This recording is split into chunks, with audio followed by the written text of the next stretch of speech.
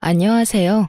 저는 얼마 전 기막힌 이유로 이혼을 하고 딸아이 하나와 둘이 살고 있는 싱글맘입니다. 이혼한 전 남편과 시댁 식구들은 뻔뻔하다라는 단어가 사람의 얼굴을 하면 저희 시댁 식구들이 아닐까 할 정도로 놀라울 만큼 얼굴에 철판을 깐 사람들이었어요. 하지만 그런 면모를 결혼하기 전까지는 정말 전혀 몰랐어요. 그냥 약간 예민한 시모, 그리고 약간 푼수 같은 시부, 그냥 그런 사람들인 줄만 알았거든요. 그런데 남편까지도 그렇게 우유부단하고 박쥐 같은 인간인지 제가 몰라봤던 거죠. 저희 어머니는 결혼 전 연애를 할 때 힘든 일을 한 번씩은 겪어봐야 그 사람에 대해 알 수 있다고 생각하는 사람이었습니다. 하지만 저희에게 그렇게 크게 힘든 일이 있지도 않았고 도리어 굉장히 일사천리로 빠르게 결혼이 진행됐던 것 같아요. 남편은 공무원으로 일하고 있었고 저는 대기업 금융회사에서 일하는 사람이었습니다. 처음에 상견례를 하기 위해 친정 부모님과 예비시댁 쪽 식구들이 만났을 때 친정엄마는 영 못마땅해 하셨어요. 딸, 너희 시어머니 될 뿐 말이지. 인상이 너무 안 좋아. 늙으면 살아온 가정이 얼굴에 기록된다고 하거든. 그런데 얼굴이 힘든 것도 아니고 너무 신경질적인 표정이야. 너 진짜 괜찮겠니? 말해보니까 더더욱 그런 생각이 든다. 말에 뾰족뾰족 가시 있는 것이 너 결혼하고 힘들까봐 걱정이네. 그래? 나한텐 그렇게까지 예민하게 말씀 안 하시는데. 친정엄마의 말에 친정아버지가 친정어머니를 나무라셨어요. 거 허튼 소리 좀 그만해. 사위들 총각은 성격 좋기만 하던데 뭘. 우리 딸 사랑한다니 무슨 일 있더라도 서로 잘 도우며 해결할 수 있겠지. 벌써부터 걱정하고 난리야? 애 결혼이 장난도 아니고 아니다 싶으면 빨리 정리하는 것도 한 방법이죠. 결혼은 신중하게 생각하는 게 맞아요. 네 남편 될 사람은 그리 안 보이기는 하는데 어른들이 참 인상이 별로라 걱정이야. 엄마, 걱정하지 마. 힘든 일 있으면 그 사람이랑 같이 이겨낼게. 그리고 우리 시부모님들 나한테 그렇게 깐깐하게 구는 사람들 아니셔. 네가 그렇다면 다행이긴 한데 엄마는 영 탐탁치 않는구나. 그런 엄마의 걱정에도 저는 아무런 걱정이 없었어요. 남편은 참 좋은 사람이었으니까요. 분명히 시댁과의 일이 생겨도 남편이 지켜줄 거라고 생각할 정도로 말이죠. 하지만 결혼하고 얼마 지나지 않아 제가 얼마나 안일하게 생각했는지 알게 됐어요. 저는 연봉이 꽤 높은 상태였어요. 공무원이 남편보다 돈을 더 잘 벌었거든요. 그래서 저는 제 일에 애착을 가지고 있었어요. 솔직히 돈을 많이 벌어서가 아니라 그 일과 직장이 너무 저랑 궁합이 좋았기도 했어요. 그래서 일을 그만둘 생각은 전혀 없었어요. 임신을 하고 출산을 하더라도 말이죠. 그 부분에 대해서는 남편과 굉장히 많은 이야기를 나누었답니다. 결혼 전에도 물론이고 결혼 후에도 물론이고요. 남편은 제가 직장을 가져서 돈을 벌어주는 것이 좋다고 이야기를 했고 육아는 자기도 충분히 도움이 될 수 있을 거라고 호언장담했죠. 저는 남편 말을 믿었습니다. 본인이 할 수 있다고 하니까요. 그런데 상황이 닥쳐봐야 아는 거예요. 막상 아이를 가지고 나니 슬슬 불안한 마음이 들기 시작했습니다. 제 배는 이미 가득 불러오는데 남편은 여전히 집안일을 도울 생각도 없어 보였어요. 애가 생기면 잘하겠다느니 애가 생기면 자기도 달라지겠다느니 그런 말을 연신 뱉어냈지만 실상은 전혀 도움이 되지 않았죠. 그런데 그런 남편의 문제는 정말로 아주 사소한 일이었어요. 그 다음에 터질 일에 비하면요. 아이를 낳기 위해 출산 휴가를 쓰고 예정일을 며칠 앞둔 어느 날, 시어머니에게 전화가 왔습니다. 네, 어머님. 너 내가 하라는 대로 했니? 어머니, 제가 말씀드렸지만 제 직장은 복지도 좋고 돈도 많이 주는 좋은 직장이에요. 섣불리 나왔다가 다시 돌아가지 못하면 저만 손해라서요. 육아휴직 기간도 충분하고. 솔직히 어머님이 왜 저한테 일을 그만두라고 하는지 아직까지 잘 모르겠네요. 저는 시모의 전화를 받고 머리가 지끈거리는 기분이었습니다. 시모가 하는 말은 간단했어요. 이제부터 애를 키워야 할 테니 일을 그만두라는 거였죠. 그렇지만 이미 저희 부부 사이에 이야기가 다 끝난 상황이었어요. 그런데 시모는 일까지 그만두라며 난리였습니다. 저는 당연히 거절을 했고요. 너 애 키우는 게 장난처럼 보이니? 일하면서 애를 키울 수 있을 것 같아? 내가 보기엔 너 절대 그렇게 못해. 애 하나 키우는데도 엄청난 힘과 시간이 드는 거야. 내가 하는 말 잔소리처럼 듣지 말고 육아휴직이니 출산휴가니 그런 거 쓰지 말고 바로 퇴직해라. 그게 너한테 더 좋을 일이다. 우리 아들이 돈을 못 버는 것도 아니고 명망 있는 직장에 돈도 충분히 벌어오는데 넌 왜 이렇게 고집을 피워? 결국 이런 식으로 시작된 시모와의 대화는 언제나처럼 고구마 100개를 먹은 것처럼 답답하게 끝나고야 말았어요. 아무리 제가 이야기를 해도 듣지를 않더군요. 시모야 평생을 시부의 그림자로 살며 일도 안 하고 전업주부로 살아와서 모르겠지만 솔직히 돈을 벌려고 일하는 거였으면 저도 당장에 때려치웠겠죠. 하지만 너무 복지도 좋고 저하고도 잘 맞는 직장이었거든요. 굳이 떠나고 싶은 마음도 없었고 저도 아이를 키우는 것만큼 직장 생활도 중요하다고 생각하는 사람이었거든요. 그런 제가 시모의 전화를 하루에도 몇 통을 받으니 결국 참지 못하고 남편에게 말했어요. 그런데 남편 말이 더 웃겼습니다. 당신도 참 답답하네. 남들은 일 못 쉬어서 난린데 당신은 왜 자꾸 그렇게 일을 하고 싶어서 난리야? 내가 다 책임질 테니까 우리 엄마가 하라는 대로 해주면 안 돼? 그럼 내 인생은 뭐가 돼? 내가 평생을 가꿔서 일궈온 일들이야. 그리고 거기서 일하는 거 너무 좋아하고. 전업주부가 내 성미에 맞다면 모르겠지만 난 그런 성격도 아니잖아. 밖에서 사람을 만나야 스트레스가 풀리는 사람인데 집안에서 애만 보고 있는 것도 정말 못할 짓이라고. 당신 인생이 뭐긴 뭐야? 내 아내, 그리고 우리 애 엄마. 그렇게 사는 거지. 남들 다 그렇게 살아. 난 당신이 왜 화를 내는지 모르겠어. 아, 그냥 일 그만두면 되잖아. 그렇게 남편과의 대화도 별 소득 없이 끝나버렸죠. 그래도 저는 일을 그만둘 생각이 전혀 없었어요. 남편과 시모를 속이더라도 일은 계속할 생각이었거든요. 그렇게 아이가 태어나고 한두 달간은 잠잠했습니다. 모유 때문에 잠도 제대로 못 자는 며느리에게 그런 말을 할 정도로 못된 사람들은 아니 생각했죠. 그런데 딱 2달까지였어요. 아이가 3개월가량이 되어갈 때 또 시모의 전화 공격이 시작됐어요. 이번에는 육아에 직접적으로 간섭하는 전화였어요. 애 모유는 먹였니? 젖 안 나온다고 분유 먹일 생각하지 마라. 나중에 애한테 안 좋아. 애 머리 나빠지면 큰일 난다.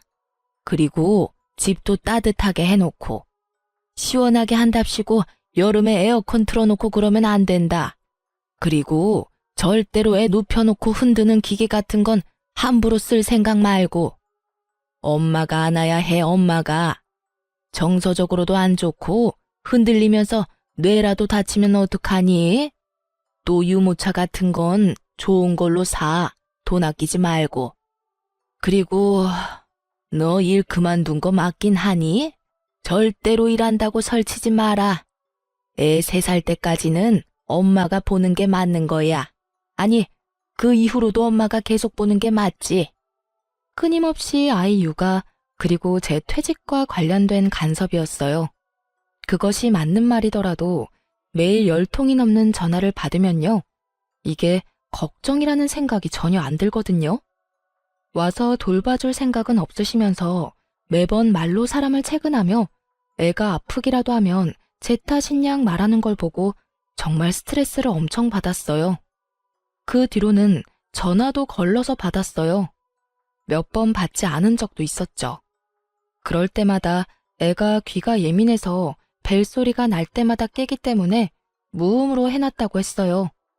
그렇게 애가 8개월쯤 되자 점점 저도 힘들어졌어요. 애 키워보신 분들은 잘 알 거예요. 애가 아무리 말을 잘 들어도 함께 있는 게 행복해도 몸이 힘들고 축나는 건 어쩔 수 없다는 걸요. 차라리 일을 하는 게 더 낫다 싶을 때가 있다는 걸요. 저도 그랬어요. 게다가 시모의 전화 때문에 오기도 생겼거든요. 저렇게 일 그만두라고 하면 일이 하고 싶어지더라고요.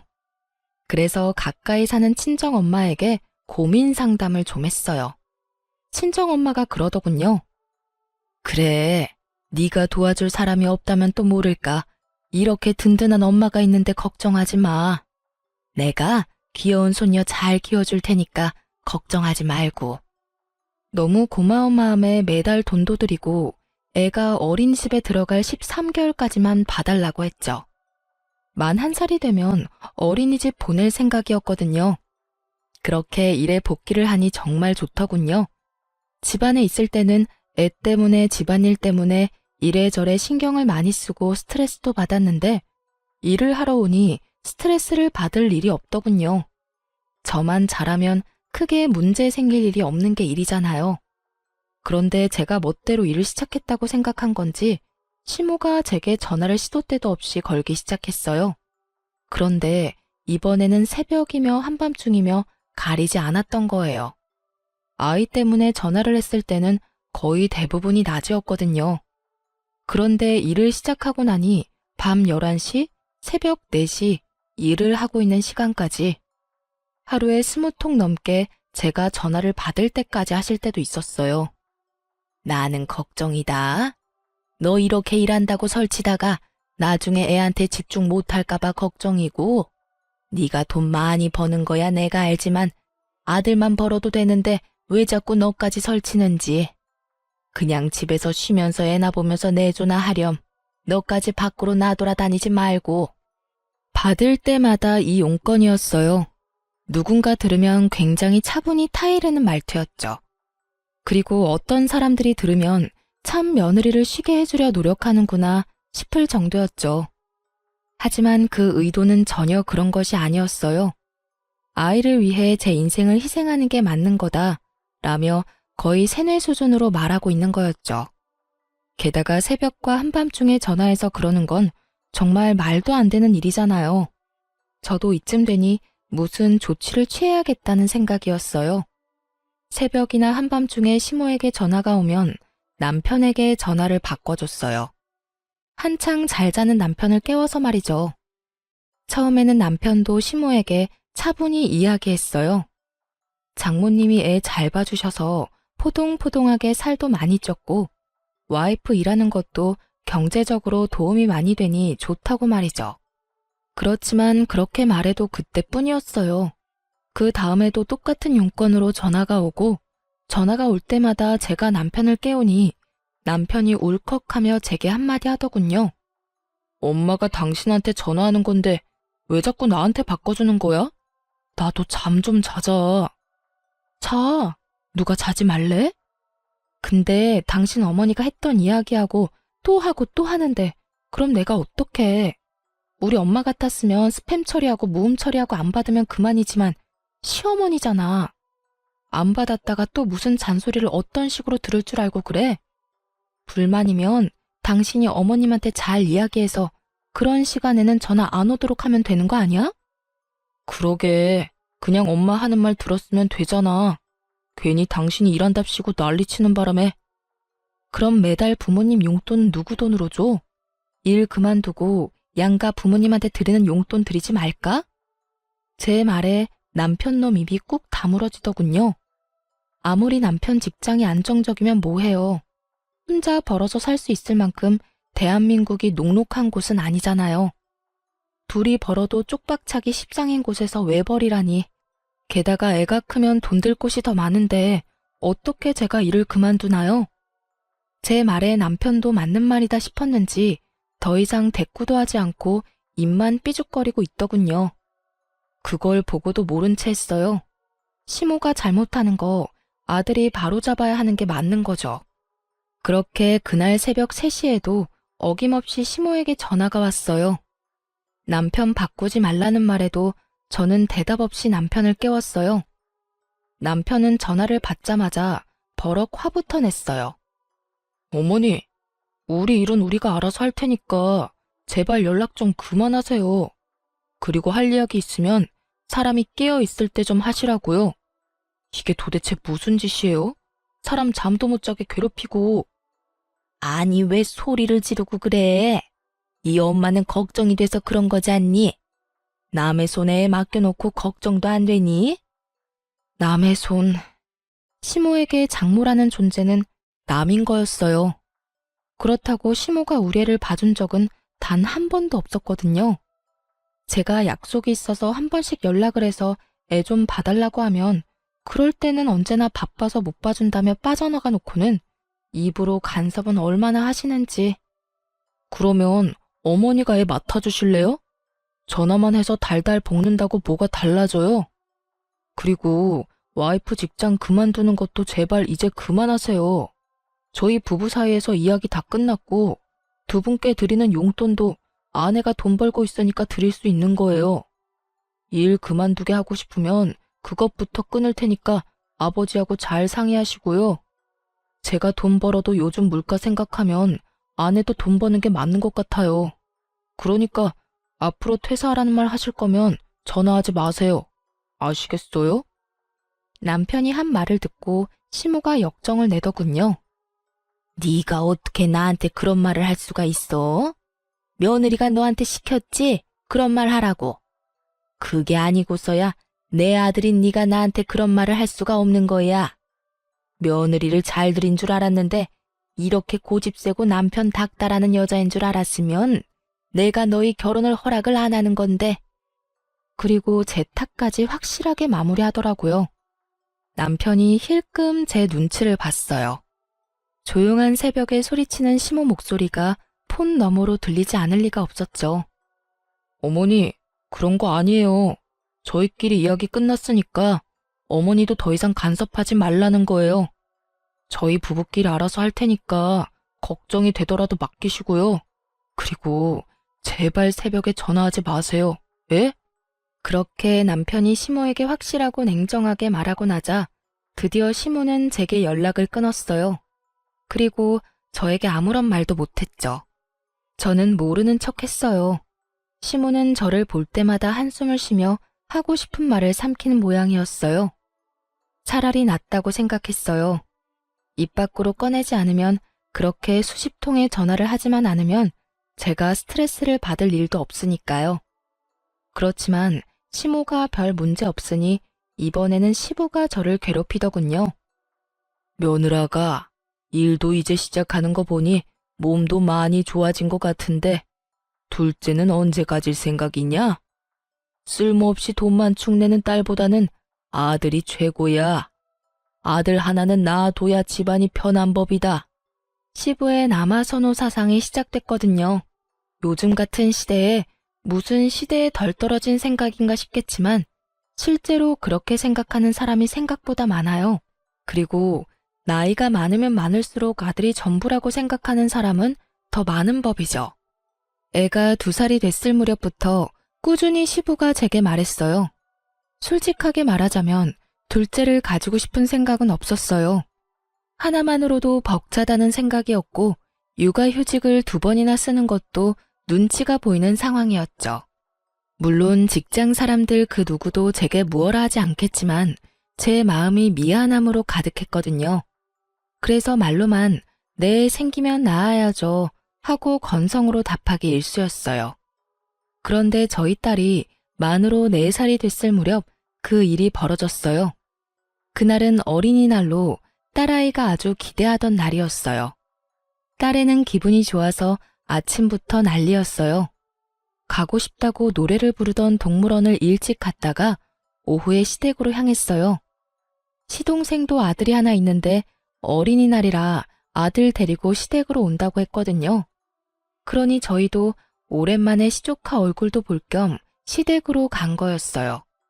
그전에는 어린이날에도 저희끼리 보냈기에 갈 일이 없었어요.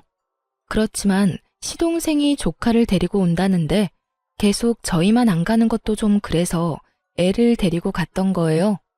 그런데 거기서 정말 어이없는 일을 당했어요.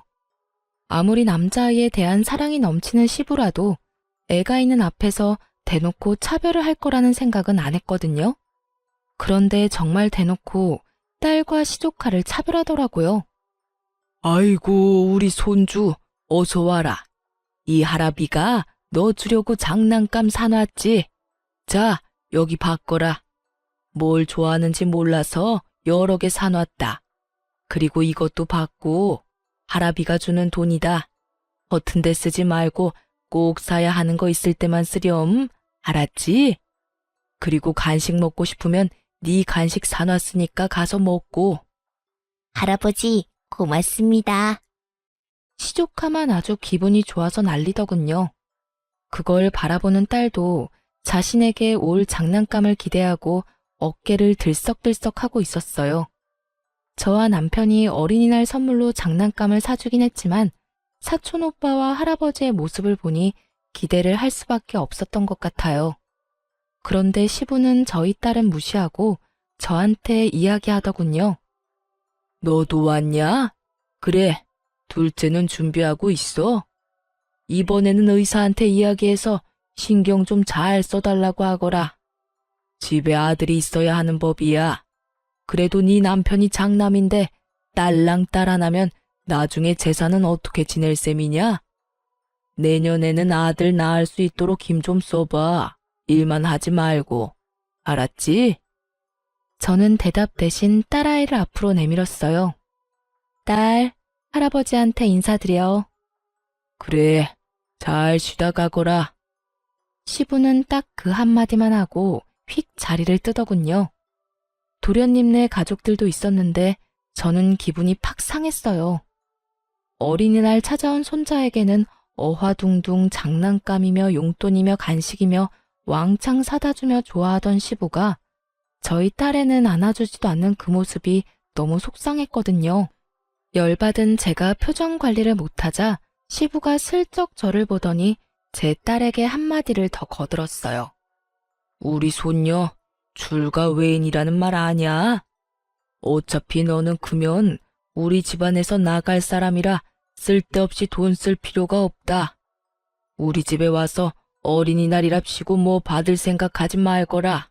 그러고는 피곤하다며 방으로 들어가 버리더군요. 그리고 그런 제 옆에서 도련님이 웃으면서 그러더군요. 형수님, 그러니 아들이라도 낳지 그러셨어요. 둘째는 꼭 아들 낳으세요. 예? 그 말을 듣는데 더 열받더라고요. 둘째를 아들을 낳은들 지금 제 안에 있는 딸애가 이렇게 상처를 받았는데 생기지도 않은 둘째를 들먹이는 것도 웃겼고 이 상황을 우스갯소리처럼 넘기려는 도련님의 행동도 정말 무신경한 일이라는 생각이 들었죠. 결국 열받아서 상처 입은 딸애를 데리고 시부모에게 인사도 하지 않고 나와버렸어요. 저 지독한 남아선호 사상 때문에 제 딸에게 상처를 주고 싶지 않았어요. 앞으로 2번 다시 안 올 거야. 남편에게 말하고 친정으로 애를 데려갔어요. 저희 친정은 제 딸이 첫 손주이기도 하고 어릴 때부터 봐주셔서 그런지 무척 좋아해 주셨거든요. 역시나 좋아해 주셨어요. 장난감도 많이 준비해 주셨고 요즘 아이가 좋아하는 예쁜 드레스에 딸애가 좋아하는 음식으로 저녁까지 만들어 두셨더라고요. 행복하게 웃는 딸 모습을 보며 이게 정상적인 거 아닌가 하는 생각을 했죠. 그런데 곧 시부에게 전화가 왔어요. 전화 받기 정말 싫었지만 받았죠. 야, 너희 왜 말도 없이 그냥 갔어? 아버님이 불편해하셔서 빨리 돌아왔어요. 무슨 문제라도 있으세요?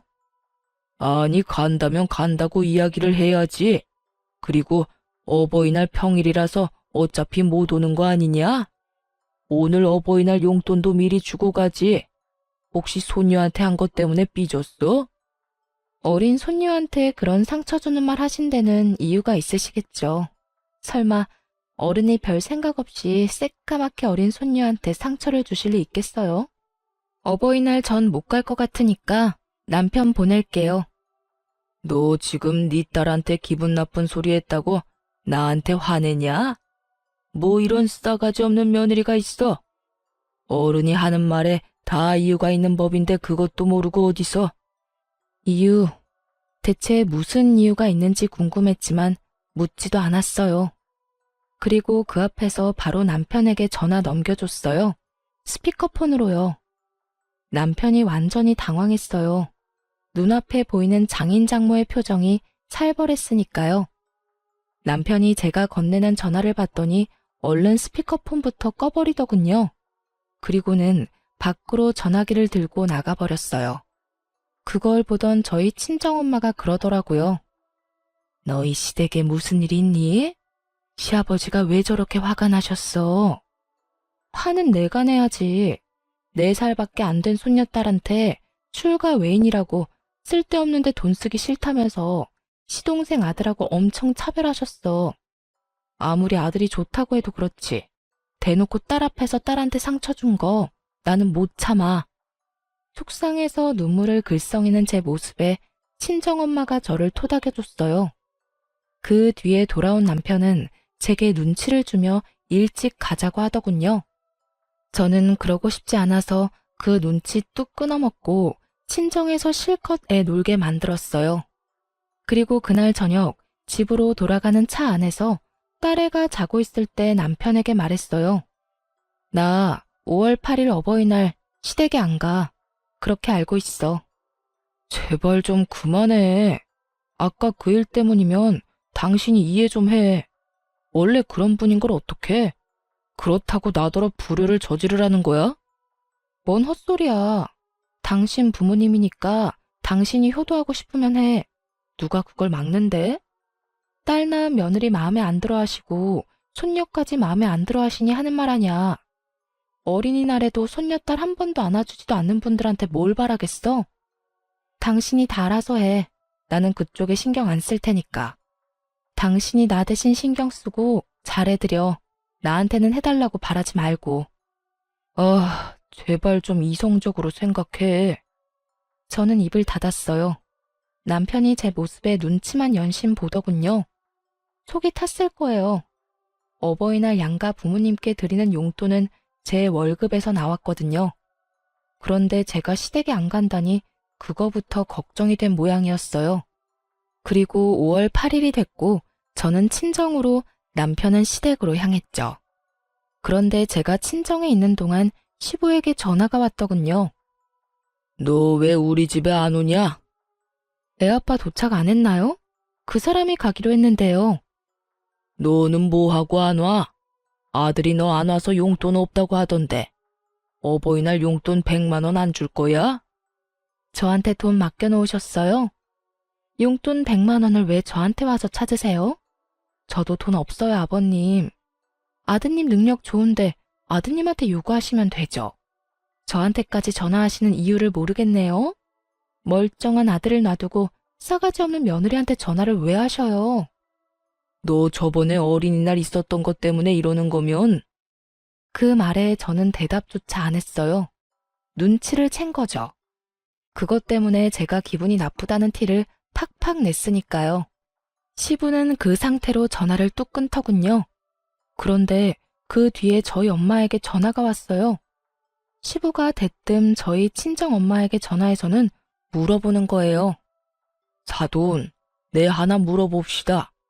딸이 용돈으로 얼마를 받았습니까? 용돈 줬지요? 저희 엄마가 당황한 듯 전화기를 들고 우물쭈물 하더군요. 저는 엄마 전화기를 뺏어서 꽥 소리를 질렀죠. 아버님, 저희 어머니한테 용돈 100만 원 드렸어요. 솔직히 엄마가 우리 애도 봐주고 반찬도 해주셔서 100만 원도 모자라는 생각이 들 정도거든요. 그리고 이번 어린이날에도 우리 딸한테 돈을 많이 쓰셔서 그만큼 다 돌려드렸어요. 그런데 그게 그렇게 궁금하세요? 아드님한테 돈 달라고 하시면 되지. 왜 뜬금없이 저희 부모님한테 전화해서 이런 무례한 행동 하시는 거예요? 지금 저희 어머니한테 전화해서 돈 얼마 받았냐고 추궁하는 거 얼마나 무례하고 생각 없는 일인지 모르시는 건 아니죠?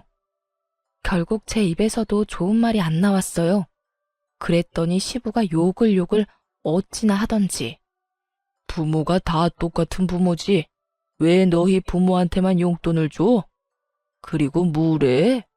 네가 먼저 싸가지 없는 짓 안 했으면 나도 이런 짓 안 했지. 너 돈 좀 번다고 유세 떠는 거냐? 어버이날 챙겨야 할 부모가 4분이나 있는데 저 혼자 다 어떻게 책임지나요? 남편은 남편 부모님 챙기는 거고 저는 제 부모님 챙기는 건데 왜 화가 났는지 모르겠네요. 그리고 솔직히 시댁에서 저희 애랑 저희한테 신경 쓰신 적은 있어요? 어린이날에도 어린애들 차별하는 거 보고 기도 안 찼는데 이제는 전화 와서 당당하게 용돈까지 요구하시고 필요하면 제 남편한테 말씀하세요. 그리고 제가 싸가지 없는 짓을 왜 했는지 잘 생각해 보세요. 나이값도 못하고 손녀딸한테 출가 외인이네 어쩌네. 애 상처받는 소리만 하는 것도 열받는데 뭐 좋다고 용돈까지 드리겠어요? 안 그래요? 다 됐고 용돈은 이제 아드님한테 달라고 하세요. 아드님. 결국 저와 시댁은 건널 수 없는 강을 건넜어요. 남편이 제 행동에 어떻게 반응할지 몰랐지만 만약 제 생각과 정반대로 행동할 경우에는 이혼을 하겠다고 이미 다짐한 상태였죠. 역시나 그날 저녁 남편이 와서 제게 하소연하더군요. 대체 아버지랑 왜 싸운 거야? 애한테 서운한 소리 했다고 삐진 것 치고는 너무 일을 크게 벌렸잖아. 나는 솔직히 당신이 왜 이렇게 화내는지 모르겠어. 그냥 듣고 한 귀로 흘리면 되잖아. 근데 왜 그래? 나야 한 귀로 듣고 한 귀로 흘릴 수 있지. 그런데 내 딸은? 내 딸이 들어야 했던 그 어이없는 말들은 뭔데?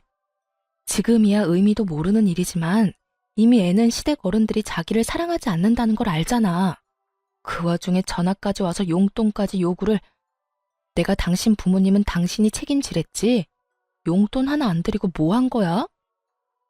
요새 나도 일이 좀 있어서 돈을 많이 쓰는 바람에 일단 진정하고 부모님한테 갔다 오자. 아버지가 당신이랑 같이 오래. 가서 뭐 하게? 욕 얻어먹고 올 거면 내가 왜 가? 난 싫어. 당신이나 가. 나 앞으로 시댁에 발도 안 디딜 거니까 그렇게 알고. 며느리가 시댁에 안 가면 어떡해? 요즘은 그런 집도 많아. 왜 내가 내 기분 잡쳐가면서 시댁에 가야 해? 그리고 용돈 때문이면 더더욱 안 가는 게 맞지. 남편은 화가 난 듯 저를 쳐다봤지만 저는 쳐다보지도 않았어요. 시댁과는 이참에 인연을 끊는 게 맞다 싶었으니까요. 그런데 그 인연이 끈질기게 저와 시댁을 다시 붙여놓더군요. 남편이 하루는 제게 그러더군요. 당신이랑 우리 부모님 사이가 너무 안 좋아서 내가 생각해봤는데 합가 한번 해보는 건 어때? 저는 경악했어요. 합가라니. 서로 꼴 보기 싫어서 이렇게 난리인데 합가라는 말을 하는 남편이 제정신인가 싶었죠. 미쳤어? 나 죽는 꼴 보고 싶으면 합가해. 나는 절대 못해.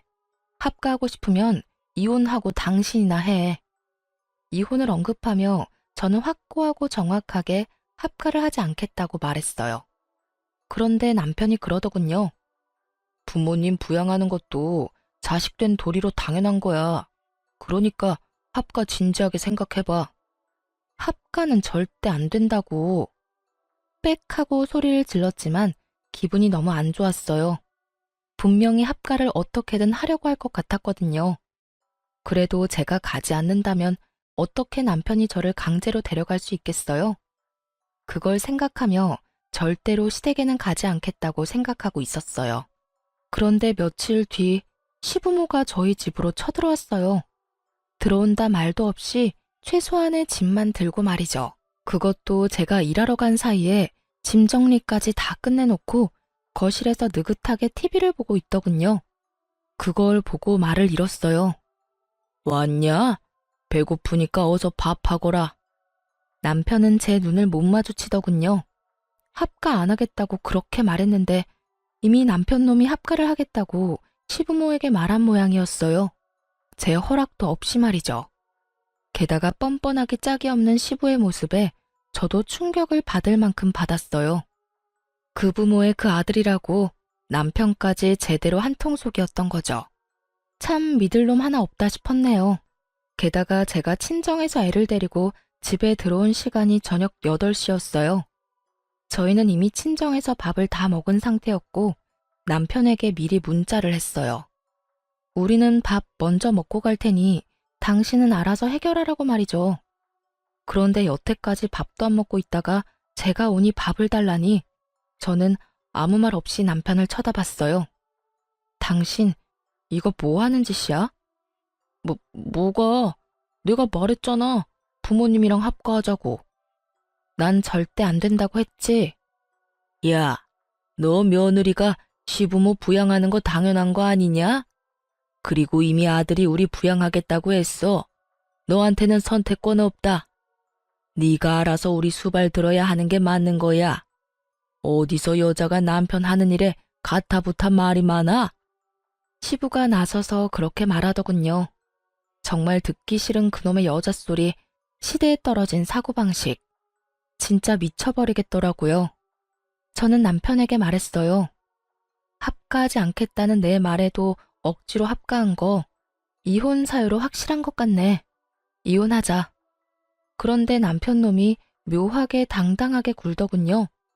그러더니 폰을 딱 꺼내서 손에 올려두더니 뭔가 조작하더라고요. 곧이어 제 핸드폰에 알림이 떴어요. 그리고 저는 제 눈을 의심했습니다. 통장에 1억이 송금된 거 아니겠어요? 그 뒤로 2번이 더 들어왔어요. 총 2억 원이었죠. 하루 송금 한도가 1억이라 2번에 나눠 돈이 들어온 거예요. 봤지? 아버지가 집한 돈 우리한테 주신 거야. 당신한테도 절반 나눠주는 거야. 내가 맨입으로 당신한테 부모님 수발 들라고 하는 줄 알았어? 당연히 합가에 따르는 돈은 주는 게 맞지. 그러면서 아주 의기양양하게 제게 말하더라고요.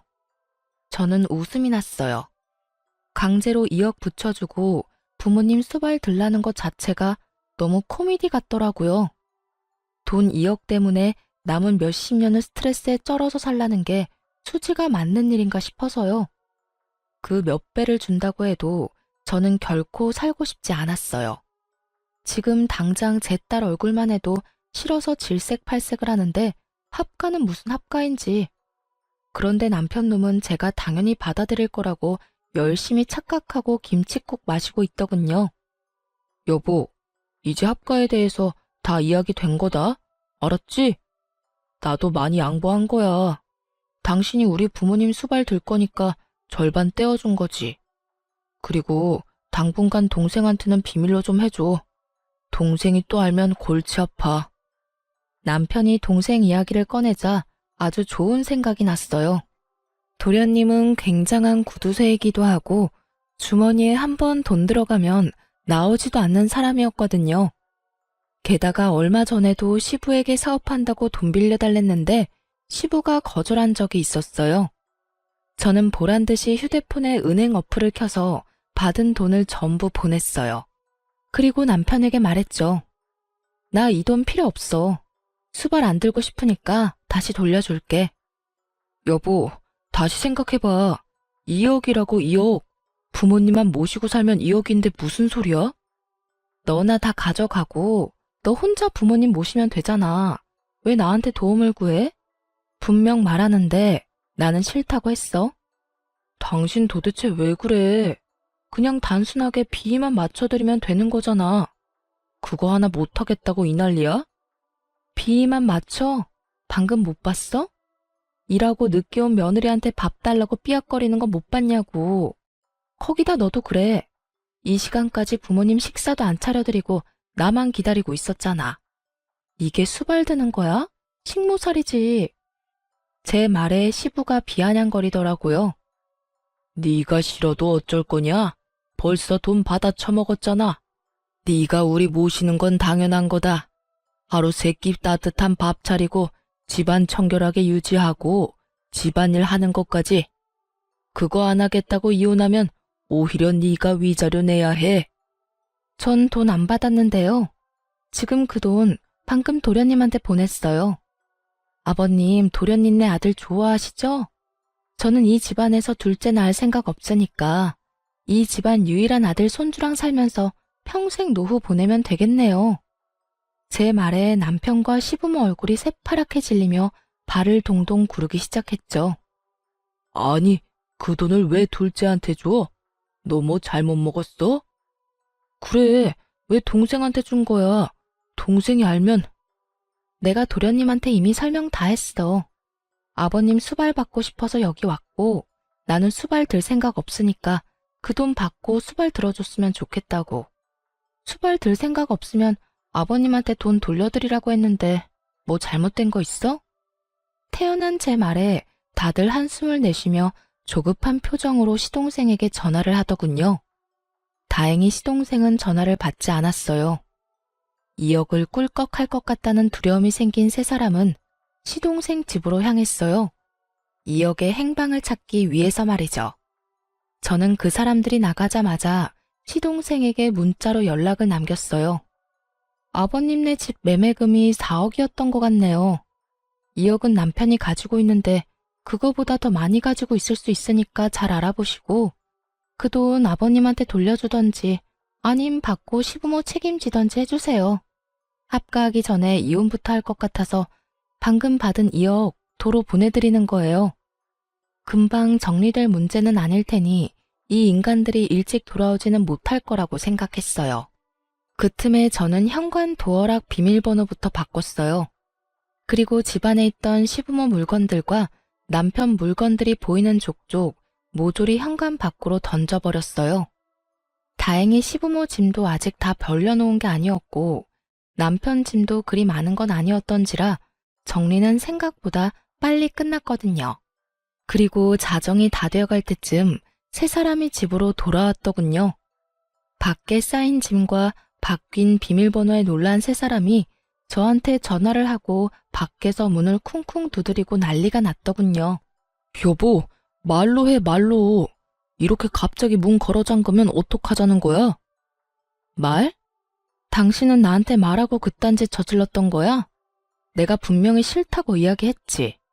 그거 무시하고 돈 억지로 손에 쥐어주고 수발 들어라 마라 한 건 잘못 아니야? 당신은 진짜 선 크게 넘었어. 난 무조건 당신이랑 이혼할 거야. 상의 없이 합가하자며 부모 데려온 당신도 싫고 딸에 대놓고 차별하는 시아버지도 싫고 아침 새벽 가리지 않고 전화와서 간섭하는 시어머니도 싫어.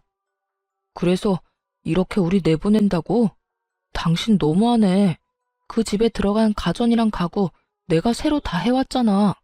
1,500만 원이나 들었는데 나더러 그냥 가라고? 남편이 저희 집에 들어올 때 당시 있던 헝 가구들은 다 버리고 남편이 새로 싹 다 해왔거든요. 그때 거의 1,500만 원쯤 들긴 했어요. 저는 어이가 없어서 남편에게 말했죠. 내가 당신 부모님 용돈 챙겨드린 것만 해도 1,500 넘을걸?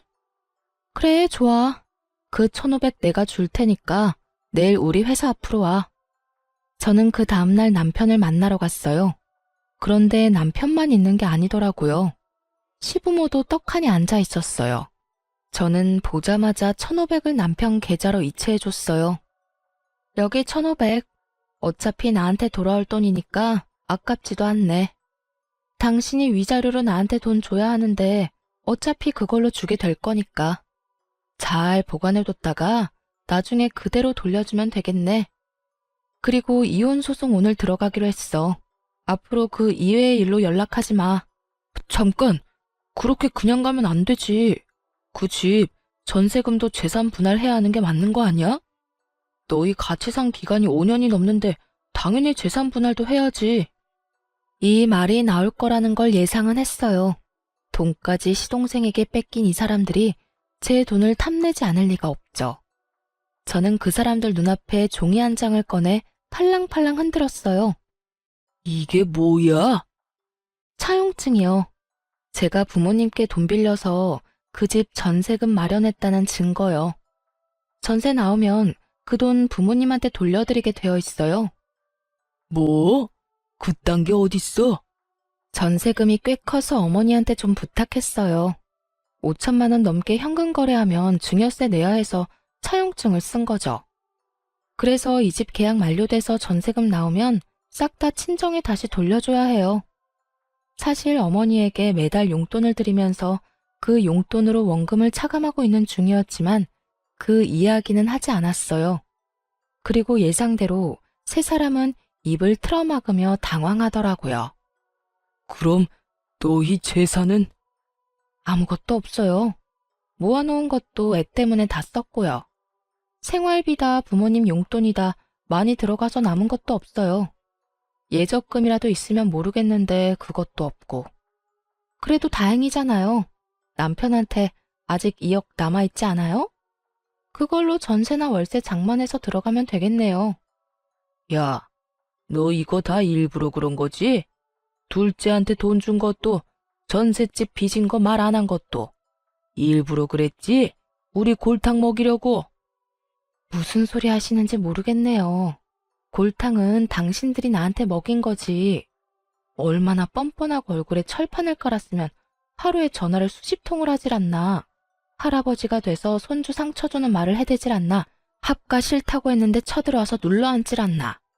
누가 누구를 골탕 먹인 건데요, 지금? 말도 없이 들어와서 돈만 받으면 모셔줄 줄 알았어요? 두 사람 모시느니 내가 남편이랑 이혼하는 게 더 낫죠. 그러니까 앞으로 연락하지 마세요. 본인들 앞길 본인들이 알아서 개척하시고.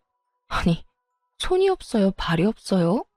아직까지 팔팔 하시면서 왜 며느리한테 빌붙으려고 하세요? 그것도 그렇게 괴롭히고 못살게 굴던 며느리한테. 좋아하시는 도련님네 가서 편하게 사세요. 손자 재롱도 보시면서. 그렇게 소리치고 저도 집으로 돌아와 버렸어요. 남편이 뒤따라와서 저를 붙잡고 늘어지더군요. 여보, 이렇게 화낼 줄 정말 몰랐어. 나는 그냥 당신이 돈만 받으면 좋아할 줄 알고. 나 당신이랑 헤어지면 갈 곳도 없어. 네가 뿌린 씨앗이니까 네 손으로 거둬. 그러게 누가 집으로 데려오라고 했어? 순간 눈앞에 돈에 눈이 멀어서 넌 나를 팔아먹은 거나 마찬가지야. 돈만 주면 다 되는 거야? 그 스트레스로 내가 죽어나가는 건 보이지도 않냐고. 몇 번을 내가 말하고 당신한테 이야기했잖아. 두 분 부모님 때문에 힘들다고. 멀리해도 모자랄 판에 집에 데려오는 짓을. 당신처럼 공감 능력 없는 인간하고는 도저히 못 사니까 죽든 말든 네 알아서 살아. 제발 셋이서 교대로 나 괴롭히지 말고. 그렇게 세 사람을 내버려 두고 돌아왔어요. 세 사람은 집 없이 결국 시동생한테 갔는데 시동생은 세 사람을 받아주지 않았다고 해요. 대신 시부모를 모시겠다고 이야기는 했다는데 오히려 시부모가 거절했다고 하더라고요. 합가 안 해도 되니 시부는 2억을 달라 말했지만 시동생도 한 번 물은 돈 절대 주지 않을 인간이거든요. 결국 시동생이 돈 안 주는 바람에 송사에 휘말리게 됐다고 하더라고요. 가족끼리 법적으로 네가 잘했니 못했니 아주 난리가 났더라고요. 시부는 남편에게 나머지 돈 내놓으라고 난리였고 남편은 그 돈 중에 일부를 그 짧은 기간 동안 주식으로 날려먹는 바람에 결국은 전세 하나도 못 얻고 그냥 월세방을 얻어서 살게 됐다고 해요. 그 이야기를 듣고 보니 참 웃기더군요. 제 손에 돈 강제로 쥐어주면서 수발 들도록 만든 사람들이 부양하겠다는 시동생에게 가지 않는 것도 웃겼죠. 왜 안 갔나 싶었는데 알고 보니 동서가 두 분을 모시는 걸 그렇게 반대했다고 하더라고요.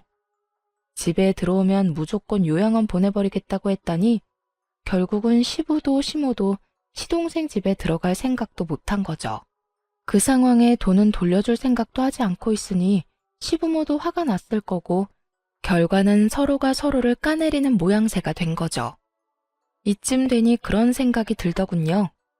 시부모에게 당한 며느리가 나 하나뿐만은 아니었구나 하는 생각요. 동서도 아들 낳은 것을 제외하고서는 시부모에게 저와 비슷한 일을 당했을 테죠. 그러니 절대로 부양 못한다고 했을 테고요. 집에서 새는 바가지가 다른 데서 안 셀 리가 없잖아요. 어쨌든 저는 그들과 멀리 떨어져 아이를 키우면서 잘 살고 있어요. 처음부터 떨어져 나와 살았다면 제가 그런 꼴 당할 일은 없었을 텐데.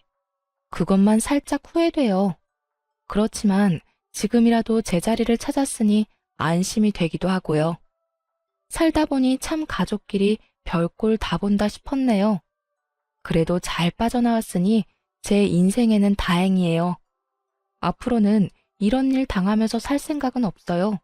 혼자서 늙어 죽을 때까지 딸이랑 속 편하게 살고 싶네요. 긴 글 읽어주셔서 감사합니다. 좋은 하루 되세요.